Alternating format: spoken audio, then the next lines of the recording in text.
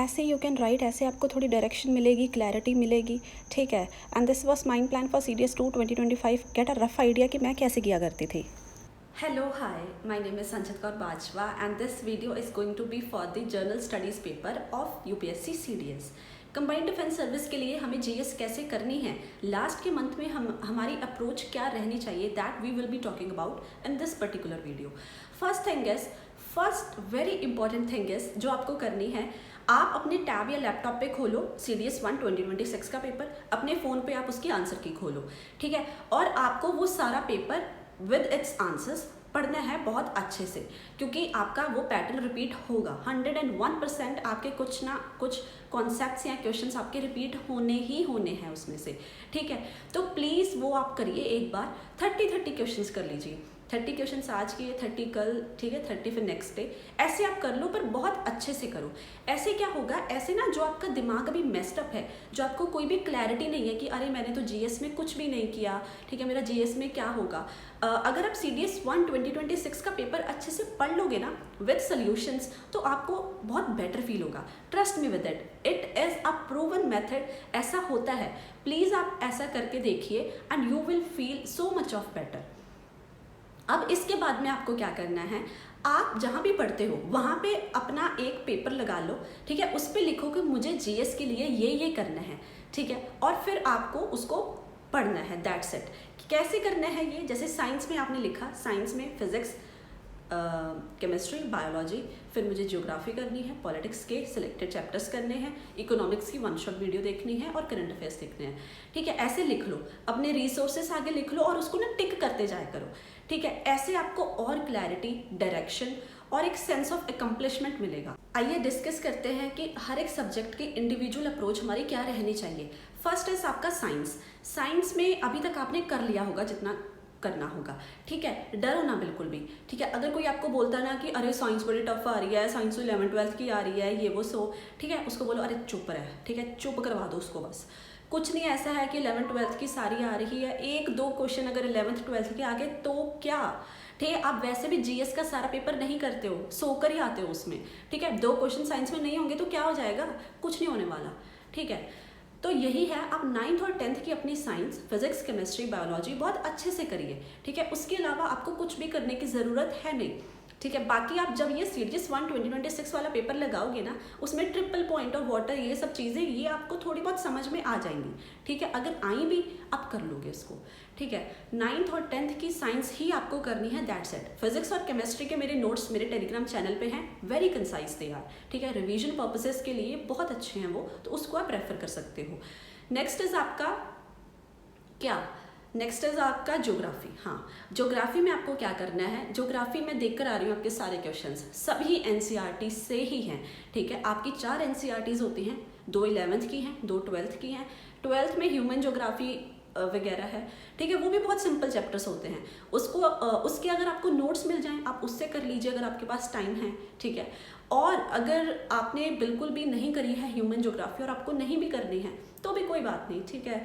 I try my best to share some notes, concise notes उसके भी, तो मैं टेलीग्राम चैनल पे वो डाल दूंगी। बाकी अब बचे आपकी ये 2 books, fundamentals of physical geography और इंडियन फिजिकल एनवायरनमेंट, ये वाली, ठीक है। ये इंपॉर्टेंट है, ये आपको करनी है। उसमें से आप चैप्टर्स देखो, पढ़ो, नहीं समझ में आ रहा है यूट्यूब पे टाइप कर दो, आपको बहुत सारी वीडियोस मिल जाएंगी। जैसे क्लाइमेटोलॉजी करके है अनुराग सर की वीडियो, उससे आपके बहुत चैप्टर्स निकल जाएंगे, इंपॉर्टेंट चीज़ें उसमें से कवर हो जाएंगी। तो ऐसे आप कर सकते हो, ठीक है। तो ये आपकी ज्योग्राफी की अप्रोच रहनी चाहिए। अगर आपने ज्योग्राफी की दोनों बुक्स अच्छे से पढ़ी हैं, ठीक है, उसको फिर से एक बार पढ़ लो। जो हाईलाइटेड आपने अंडरलाइन किया होगा, हाईलाइटेड होगा, उसको अच्छे से पढ़ लेना एक बार, ठीक है। ज्योग्राफी स्कोरिंग सब्जेक्ट है, आप कर लोगे इसमें भी। नेक्स्ट इज आपका पॉलिटिक्स। पॉलिटिक्स में आपको सिर्फ सेलेक्टेड चैप्टर्स करने हैं, उसकी लिस्ट मैं आपको प्रोवाइड कर देती हूँ कि कौन से करने हैं।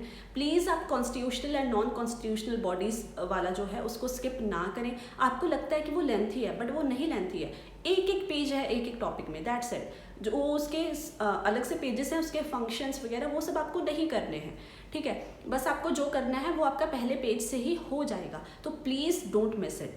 नेक्स्ट इज ये कुछ आर्टिकल्स हैं जैसे 371 स्पेशल प्रोविजंस वाला, ये आपको बहुत अच्छे से रट लेना है।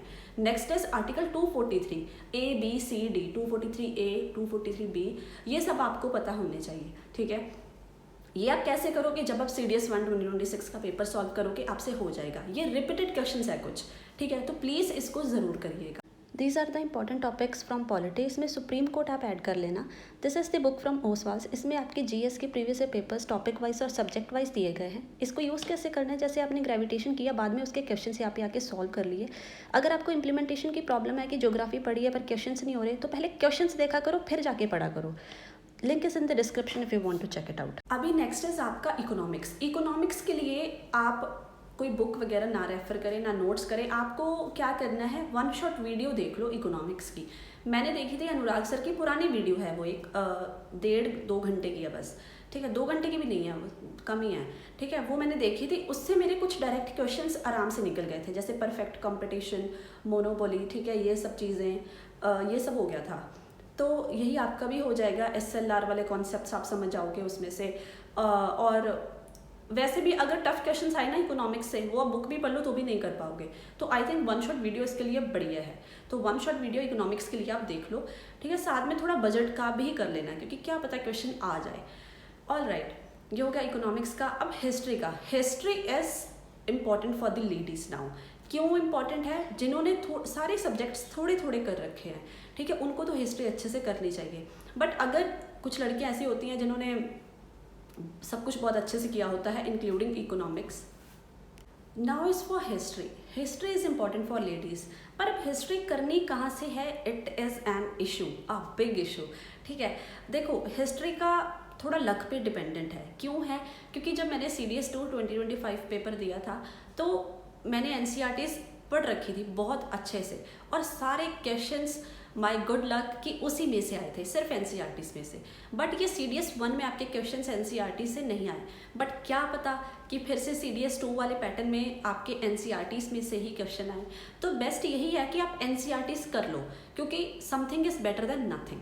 ऑल राइट, साथ में इसको आप सप्लीमेंट ऐसे कर सकते हो, जैसे कुछ ऐसे टॉपिक्स हैं, दिल्ली सल्तनत हो गया, जैनिज्म एंड बुद्धिज्म हो गया, ये आप टॉपिक वाइज अलग से कर लो। ठीक है, इसके बहुत सारे नोट्स आपको कहीं से भी मिल जाएंगे। I also have my own notes मेरे टेलीग्राम चैनल पे, अगर आपको वो समझ आते हैं, ठीक है, अगर आप वो कर पाते हो तो वो तो मोर देन इनफ है। उसमें तो सब कुछ मैंने डाल रखा है उन नोट्स में, everything is covered in that, ancient, medieval, ठीक है, मॉडर्न का नहीं उसमें है इतना, तो ये सब है आपका। ठीक है, हिस्ट्री का पिए रखिए। देखो अब लास्ट मंथ में ना ऐसा नहीं हो सकता कि आप GS में पता नहीं क्या ही कर लो और सब कुछ हो जाएगा, नहीं। आप बस ये कर सकते हो कि जो आपने पढ़ा है, थोड़ा बहुत जो आपने पढ़ा है उसको आप थोड़ा और अच्छा कर पाओ, कि उसमें से क्वेश्चंस आए तो आप श्योर शॉर्ट उन्हें अटेम्प्ट कर पाओ। ठीक है, और साथ में थोड़ा थोड़ा आप ऐड कर सकते हो कहीं पे, जैसे कि बायोलॉजी में आपने 10th की बायोलॉजी कभी नहीं करी, इस पर उसके 2-3 चैप्टर ऐड कर लो। ठीक है, वो आपको थोड़ा बहुत वैल्यू एडिशन देंगे। तो यही है। बाकी ना आपके माइंडसेट का भी गेम है कि इस लास्ट मंथ में आपका माइंडसेट कैसा रहता है। या तो आप बिल्कुल होप छोड़ चुके होगे मॉक्स के स्कोर्स देखकर कि अरे मॉक में स्कोर नहीं आ रहे, क्या होगा क्या नहीं। आप लोग मॉक्स के स्कोर देखकर डिसहार्टन हो जाते हो। ठीक है, देखो ऐसा कोई मॉक नहीं बना जो CDS का एग्जैक्ट लेवल आपको दे पाए, नहीं दे पाते हैं। अगर आपके रैंडम मॉक्स में 60s में मार्क्स आ रहे हैं इंग्लिश में, ठीक है, it is good to go. आपको कंपेयर नहीं करना है कि अरे किसी के तो इतने आ रहे हैं, किसी के तो उतने आ रहे हैं, नहीं। ठीक है, कुछ नहीं करना, आपको कुछ नहीं करना। ये सब चीज़ें ऐसे फालतू फोकट की हैं। आप खुद से अपना रखो, ठीक है, खुद से वास्ता रखो, खुद को इम्प्रूव करो कि मेरी ये गलतियाँ थी, मैंने इसको ऐसे इम्प्रूव करना है, एंड दैट्स इट। ठीक है, GS के लिए बस यही है कि आप थोड़ा काम माइंड से सब पढ़ो, कुछ ना कुछ ऐड करते रहो, कुछ माइनस करते रहो, हर एक चीज़ के पीछे ना भागो। अपना फाइनलाइज कर लो कि ये मुझे करना है और बहुत अच्छे से करना है, एंड जस्ट डू दैट।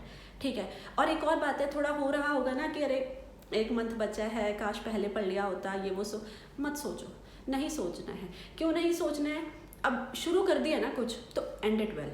ठीक है, ढंग से ख़त्म करो उसको, बस यही है। फेल पास व्हाट्सएवर, ठीक है, PDF में नाम होगा नहीं होगा आई डोंट नो। ठीक है, आपको अपना बेस्ट देना है, आपको रिग्रेट नहीं होना चाहिए। ठीक है, आपका रिग्रेट सबसे ऊपर रहता है, जो आपको परेशान करता है, रिग्रेट ना रखो। ठीक है, लास्ट तक लगे रहो, लास्ट तक आपको लगना ही है, एग्ज़ाम डे तक आपको लगना ही है। क्यों? क्योंकि अंत तक हार ना मानना और सब कुछ जीत लेना दोनों एक समान है। हमेशा ये बात याद रखना। And you are going to make it with this mindset of yours. Fighter mindset रखो, थोड़ा ये रखो कि अरे कोई बात नहीं, देख ही जाएगी, कर लेंगे हम। ठीक है, इंग्लिश में अच्छा करो, इंग्लिश में अपना स्कोर इंक्रीज करो, 60s में है तो 65 करो, 65 से 70 करो, सब हो जाएगा। कंपेयर ना करो, खुद से रखो। ठीक है, आपके लिए आप खुद हो जो हो, खुद के लिए खुद भगवान बनो, सब आप कर सकते हो, आपके अंदर अनलिमिटेड पोटेंशियल है and you just have to use it very well and just keep going. ठीक है, कर लोगे, हो जाएगा, सबका हो जाता है, सबका कुछ ना कुछ तो हो ही जाता है। बस यही सब है। बाकी ना कंप्यूटर की बात रही, कंप्यूटर के क्वेश्चंस को मैं कंसोलिडेट करके ना उसके कुछ सिंपल से नोट्स बना दूंगी and that I provide my Telegram channel. और अगर आप इसकी कोई वन शॉट वीडियो देखोगे तो देख सकते हो, बट अगर 1 घंटे से ज़्यादा किया तो रहने देना। ठीक है, 1 घंटे से कम किया है तो देख लेना वो। तो यही सब है। कंप्यूटर का आई ऑल्सो ट्राई कि मैं थोड़ा बहुत कवर करवा पाऊँ उसका। 5 क्वेश्चंस इजी होते हैं वो, ठीक है, करने लायक होते हैं। यूनिक्स वगैरह कुछ रिपीटेड क्वेश्चंस ही है उसमें, तो दैट वी विल सी। तो यही सब है, ठीक है, हो जाएगा, डोंट वरी। बस यही है। Thank you so much and thank you for your time.